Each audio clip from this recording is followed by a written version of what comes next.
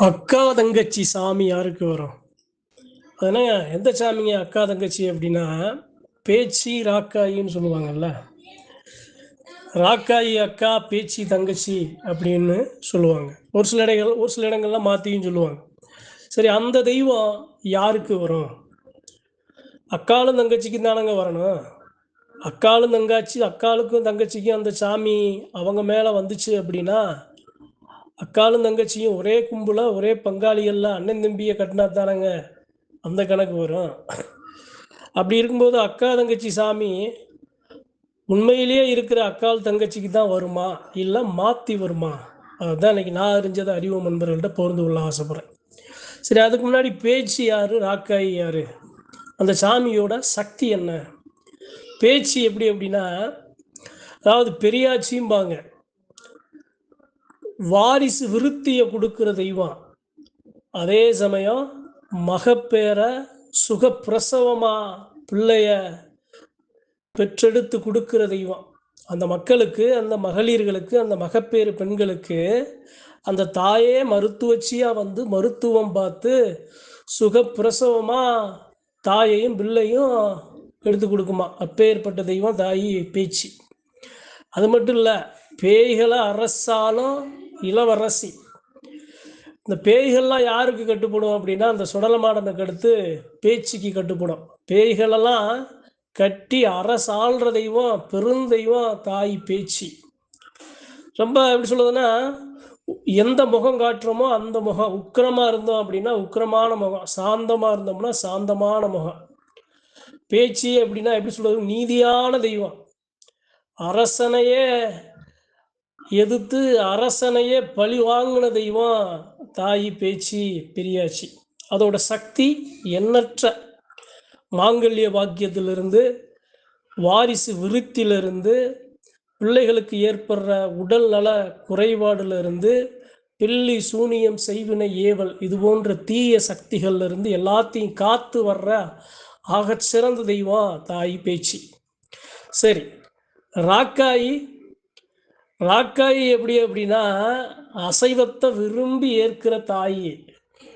ராக்காயி அந்த எல்லையில் வந்துச்சு அப்படின்னா, ஒருத்தர் மேலே வந்துச்சுன்னா அந்த சாமி வந்த உடனே அதோட பசி அமர்த்தணும். அந்த பசிக்கு ஒரு அசைவம் சார்ந்த உணவுகளை தயாராக வச்சுருக்கணும். ராக்காய் வருதுன்னா அது சரியாக இருக்கணும். இல்லைன்னா சுடுகாட்டு கூட ஓடி பணத்தை கூட தோண்டி எடுக்கிற தெய்வம் ராக்காய். சரி, அப்பேற்பட்ட அந்த சக்தி கொண்ட அந்த தெய்வங்கள் அக்காலும் தங்கையுமா இருக்கிற தெய்வங்கள் உண்மையிலே இருக்கிற அக்கா தங்கச்சிக்கு வருமா, சாத்தியப்படுமா?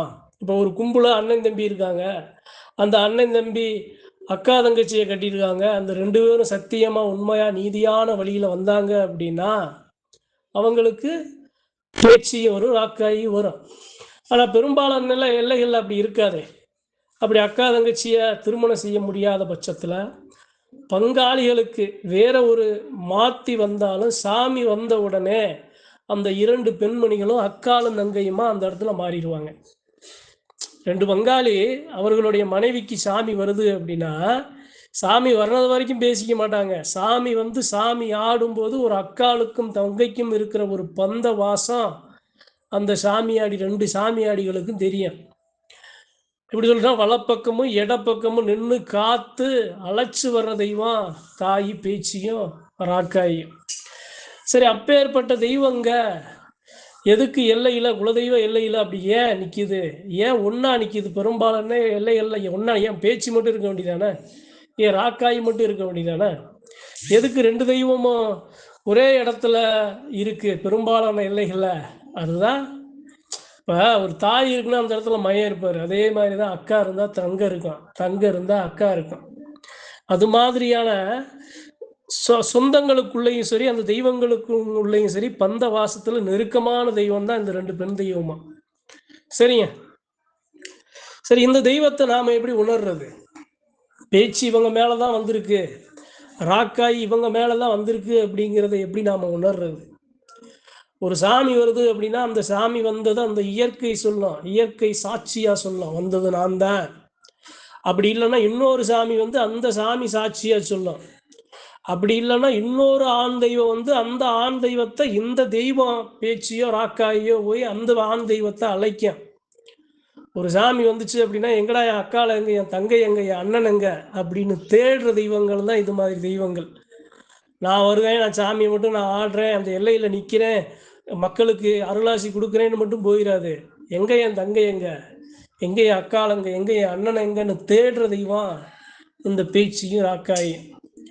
அப்போ இந்த பேச்சியும் ராக்காய யார் வணங்கணும் அப்படின்னா, குழந்தை இல்லாத பெருமக்கள், திருமணம் ஆகாத பெருமக்கள், அதே சமயம் பிறந்த குழந்தைக்கு ஒரு உடல் ஊனமாக இருக்கிற பெருமக்கள், அதே சமயம் பித்ரு தோஷம் உள்ள பெருமக்கள், இது மாதிரியான பெருமக்கள் எல்லாரும் இந்த தாய் பேச்சியும் ராக்காயையும் வணங்கலாம். சரி, அப்பேற்பட்ட அந்த தெய்வத்தை எப்படி கொண்டு செலுத்துறது? என் மேலே பேச்சு வருது அப்படின்னா நான் எப்படி கொண்டு செலுத்துறது? ராக்காயி வருதுன்னா நான் எப்படி கொண்டு செலுத்துறது? அந்த தெய்வங்களுக்கு பிடிச்ச எல்லாமே பிடிக்கும். வளையலாக இருக்கட்டும், அதே சமயம் ஒரு சில அசைவ படையலாக இருக்கட்டும், சேலையாக இருக்கட்டும், பிள்ளைகளா, குழந்தைகளா, பச்சை குழந்தைகளா இருக்கட்டும், இது மாதிரியான எல்லா விஷயங்களும் அந்த மக்களுக்கு பிடிக்கும், இயல்பாகவே பிடிக்கும்.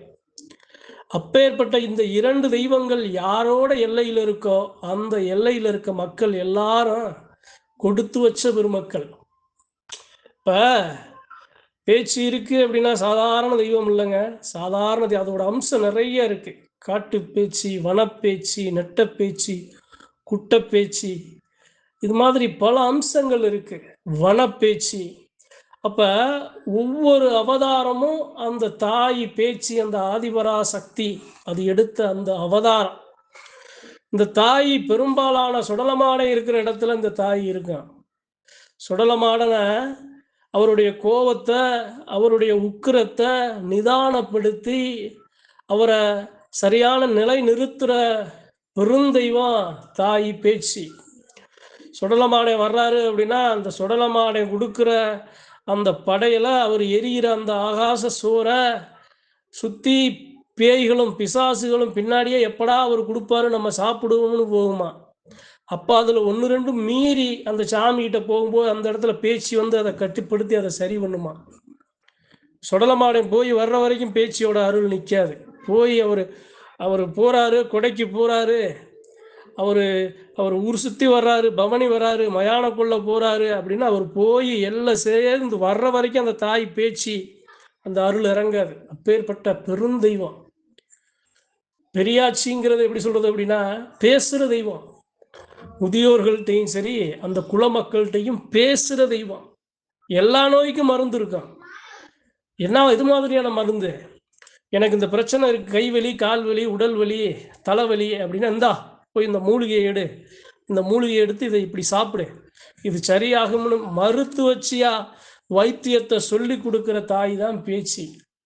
தலைமை தெய்வமாக எவ்வளவோ ஆலயங்கள்ல அந்த தாய் பேச்சு தலைமை தெய்வமாக இருக்கு.